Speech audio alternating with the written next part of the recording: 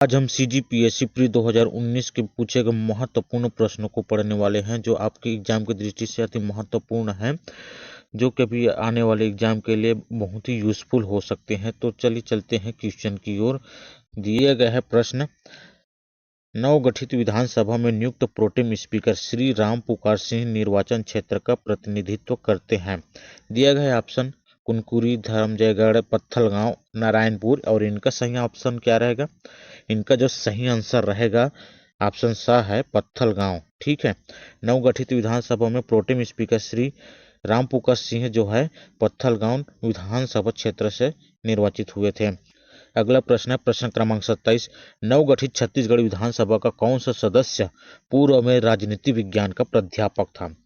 तो बताना है। दिया गया ऑप्शन उमेश पटेल, आशीष कुमार छाबड़ा, लक्ष्मी ध्रुव, सरिता टेकाम। इनका सही आंसर क्या रहेगा? जिनका सही आंसर रहेगा ऑप्शन सा है लक्ष्मी ध्रुव, जो है नवगठित छत्तीसगढ़ विधानसभा का जो है राजनीति विज्ञान का प्रोफेसर था लक्ष्मी ध्रुव। ठीक है, अगला प्रश्न है प्रश्न क्रमांक 28, छत्तीसगढ़ विधानसभा चुनाव 2018 के प्रथम चरण में कितने निर्वाचन क्षेत्रों में मतदान हुआ था? दिया गया है ऑप्शन 16, 18, 20 और 24। इनका सही आंसर क्या रहेगा? इनका जो सही आंसर रहेगा 2018 में जो है 18 निर्वाचन क्षेत्रों में मतदान हुआ था। और अभी वर्तमान का पूछा जा सकता है 2023 का।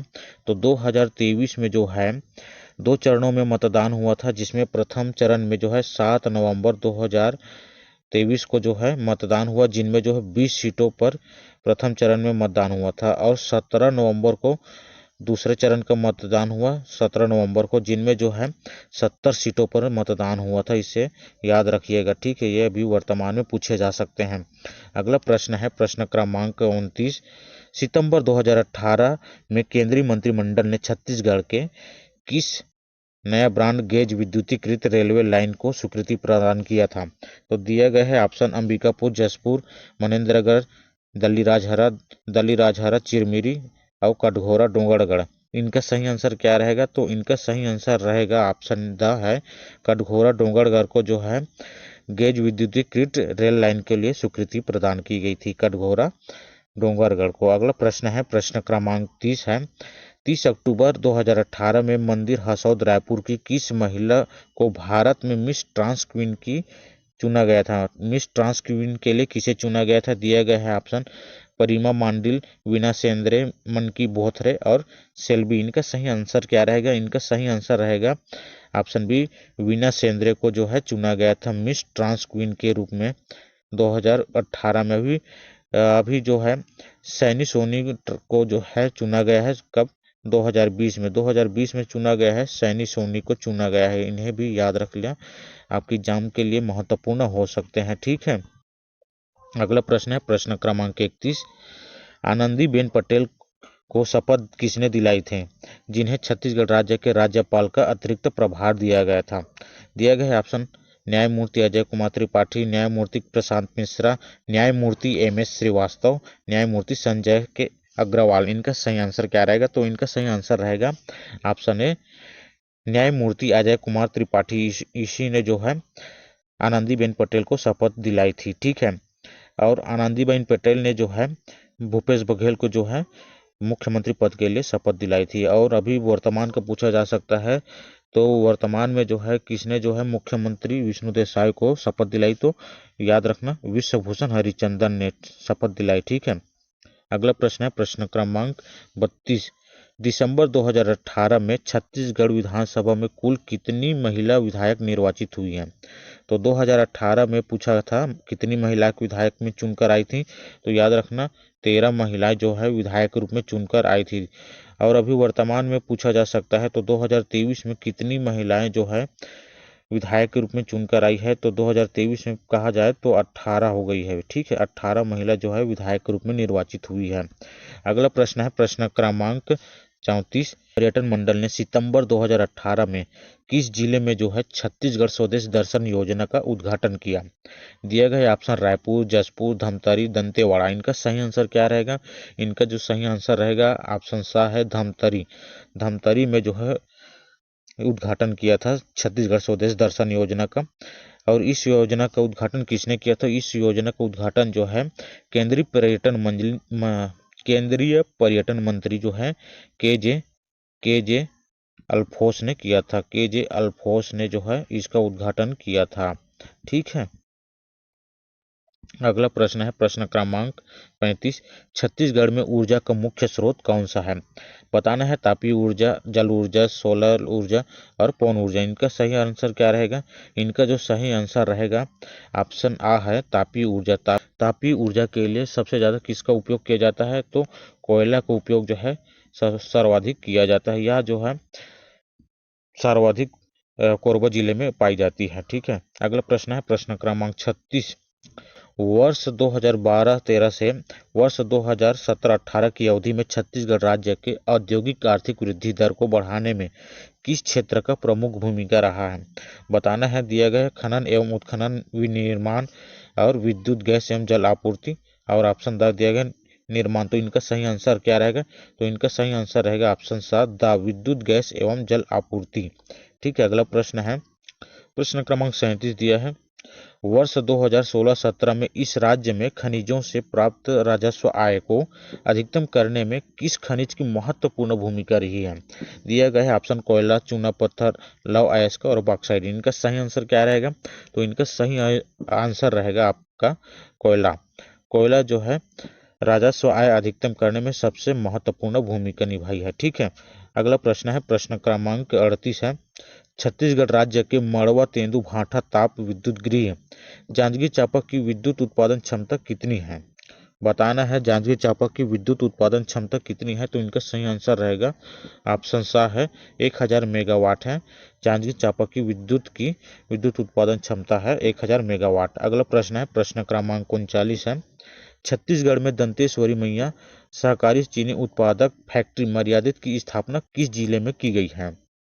बताना है। मां दंतेश्वरी मैया सहकारी समिति ये जो है शक्कर कारखाना बालोद जिला के अंतर्गत जो है करकाभाट गांव में किया गया है। ठीक है। कहाँ? करकाभाट नामक गांव में। अगला प्रश्न है प्रश्न क्रमांक 40 है। वैध क्या नहीं है पूछा है इसमें। ठीक है। वैध क्या नहीं है? तो दिया गया है ऑप्शन ए एक विधायक जो जनपद पंचायत का पदेन सदस्य बैठक में भाग लेने के लिए प्रतिनिधि नामित कर सकता है। तो ये फर्स्ट वाला आंसर इनका सही है। ठीक है।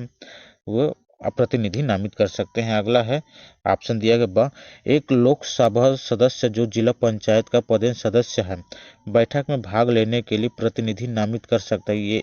ये भी प्रतिनिधि नामित कर सकता है। ये ऑप्शन भी सही है। और ऑप्शन सा में क्या दिया गया है? एक राज्यसभा सदस्य जो जिला पंचायत का पदेन सदस्य है बैठक में भाग लेने के लिए प्रतिनिधि नामित कर सकता है। ये भी सही है। ठीक है। और द दिया गया एक महिला सरपंच ग्राम पंचायत और जनपद पंचायत की बैठकों में भाग लेने के लिए अपने पति को नामित कर सकती है। तो ये ऑप्शन आपका गलत रहेगा। कोई महिला सरपंच अपने पति या अन्य व्यक्ति को जो है किसी भी बैठक में भाग लेने के लिए नामित नहीं कर सकती है। तो इस प्रकार इनका सही आंसर हो जाएगा ऑप्शन द। ठीक है। अगला प्रश्न है प्रश्न क्रमांक 41। क्या सही है पूछा इसमें। ठीक है। दिया गया है ऑप्शन एक ग्राम पंचायत में एकाधिक ग्राम हो सकते हैं। ग्राम सभा की बैठक प्रत्येक ग्राम में होती है। और ऑप्शन 3 में दिया गया ग्राम सभा की बैठक ग्राम पंचायत के मुख्यालय में होती है। ग्राम पंचायत की बैठक प्रत्येक ग्राम में होती है। ग्राम पंचायत की बैठक ग्राम पंचायत के मुख्यालय में होती है। दिया गया है ऑप्शन देख लेते हैं कौन सा सही है। तो एक ग्राम पंचायत में एकाधिक ग्राम हो सकते हैं। ये ऑप्शन बिल्कुल सही है क्योंकि एक पंचायत के अंतर्गत अन्य 2-3 आश्रित ग्राम हो सकते हैं। और दिया गया दूसरा ग्राम सभा की बैठक प्रत्येक ग्राम में होती है। ये भी सही है। प्रत्येक ग्राम में जो है ग्राम सभा की बैठक रखी जाती है।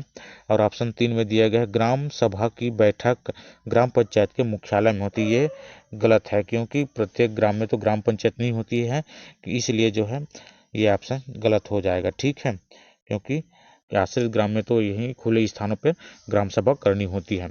4 में दिया गया ग्राम पंचायत की बैठक प्रत्येक ग्राम में होती है। ग्राम पंचायत की बैठक प्रत्येक ग्राम में नहीं होती है क्योंकि ग्राम पंचायत की बैठक जो है ग्राम पंचायत मुख्यालय में होती है। ठीक है। तो ये भी आपका ऑप्शन गलत हो जाएगा। ठीक है। अब अगला है 5वां ग्राम पंचायत की बैठक ग्राम पंचायत के मुख्यालय में होती है। ये ऑप्शन आपका सही हो जाएगा। इस प्रकार जो इनका सही कूट क्या हो जाएगा 1, 2 और 5 इनका सही है। ठीक है, देख लेते हैं ऑप्शन में कहाँ है। द में दिया गया, ये ऑप्शन द में दिया गया 1, 2, 5। ठीक है, अगला प्रश्न है, प्रश्न क्रमांक 42 दिया गया है, एक ग्राम पंचायत के लिए निर्वाचन 20 जनवरी 2014 को हुआ। इसका पहला सम्मेलन कब हुआ? 10 फरवरी 2014 को बुलाया गया। इसके बाद 20 फरवरी 2016 को ग्राम पंचायत विघटित कर दिए, ग्राम पंचायत को विघटित कर दी गई। ठीक है, नई ग्राम पंचायत के लिए जो चुनाव 15 मई 2016 को हुए और इसका पहला सम्मेलन कब रखा गया? पहला सम्मेलन रखा 25 मई 2016 को बुलाया गया। इस नवगठित ग्राम पंचायत का कार्यकाल क्या रहेगा पूछा है। तो ग्राम पंचायत का कार्यकाल याद रखना 5 साल का ही होता है। तो 10 फरवरी 2014 को क्या बुलाया था? प्रथम सम्मेलन। प्रथम सम्मेलन से ही प्रारंभ हो जाता है सरपंच का कार्यभार। तो इसी को मुख्य मानकर जो है इनका सही आंसर हो जाएगा आपका 10 फरवरी 2019। ठीक है, अगला प्रश्न है प्रश्न क्रमांक 43, वर्ष 2014-15 से 2017-18 की अवधि में इस राज्य के कुल कर राजस्व में स्वयं के कर राजस्व का प्रतिशत किस वर्ष सबसे कम रहा है? सबसे कम किस वर्ष रहा है पूछा गया है।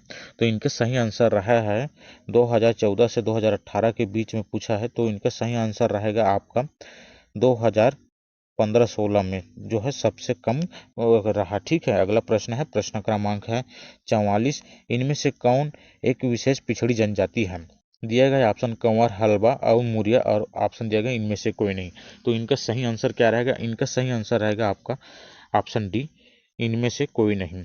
क्योंकि जो है विशेष पिछड़ी जनजाति के अंतर्गत कौन कौन आता है? कमार आता है, बैगा आता है और बिरहोर आता है, बिरहोर आता है, उसके बाद पहाड़ी कोरवा आता है और अबुझमाड़िया, भूंजिया और पंडो, ये सभी जो है विशेष पिछड़ी जनजाति के अंतर्गत आता है। इस प्रकार इसका सही आंसर हो जाएगा ऑप्शन द, इनमें से कोई नहीं। अगला प्रश्न है प्रश्न क्रमांक 45, हल्बी किस भाषा परिवार से संबंध है? हल्बी जो है आर्य भाषा परिवार से संबंधित है। ठीक है, अगला प्रश्न है प्रश्न क्रमांक है 46, वर्ष 2017-18 में इस राज्य के लिए स्थिर कीमत पर सकल राज्य घरेलू उत्पाद की क्या वृद्धि दर अनुमानित की गई है? तो इनका सही आंसर क्या रहेगा? 2017-18 में जो है इनका सही आंसर लिया गया था पीएससी के द्वारा 6.65%। ठीक है, और अभी आपको पूछा जा सकता है कि 2022-23 में जो है क्या है?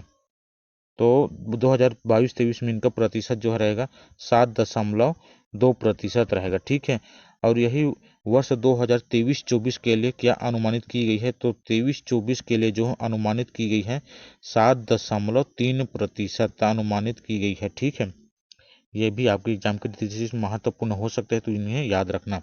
अगला प्रश्न है प्रश्न क्रमांक 47, बस्तर दशहरा के आयोजन की कुल अवधि कितने दिन की होती है? तो बस्तर दशहरे की शुरुआत जो है श्रावण मास के जो है महीने में पड़ने वाली पहली हरियाली अमावस्या से होती है। यह त्यौहार जो है दशहरा के बाद चलता रहता है और मुरिया दरबार की रस्म के साथ समाप्ति होती है। तो यह जो है 75 दिनों तक चलने वाली होती है दशहरा। बस्तर दशहरा जो है 75 दिन तक चलती है। इनका सही आंसर हो जाएगा आपका ऑप्शन द। अगला प्रश्न है प्रश्न क्रमांक 48, गंगा दशहरा कब मनाया जाता है? दिया गया ऑप्शन चैत्र, बैसाख, ज्येष्ठ, आषाढ़। इनका सही आंसर क्या रहेगा?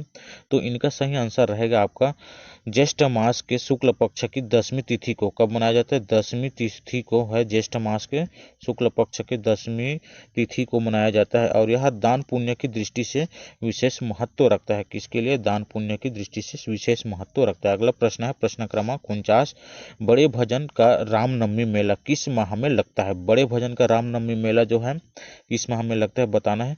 दिया गया है ऑप्शन पौष, माघ, भादो और फाल्गुन। इनका सही आंसर क्या रहेगा? इनका सही आंसर रहेगा आपका ऑप्शन आ, पौष मास में महानदी में किनारे जो है 3 दिनों तक लगता है यह। अगला प्रश्न है प्रश्न क्रमांक 50 है, जाजाल्य देव महोत्सव किस स्थान पर आयोजित होती है? जाजाल्य देव महोत्सव जो है किस स्थान पर आयोजित है? दिए गए ऑप्शन कुरूद, कवर्धा, जांजगीर, जसपुर।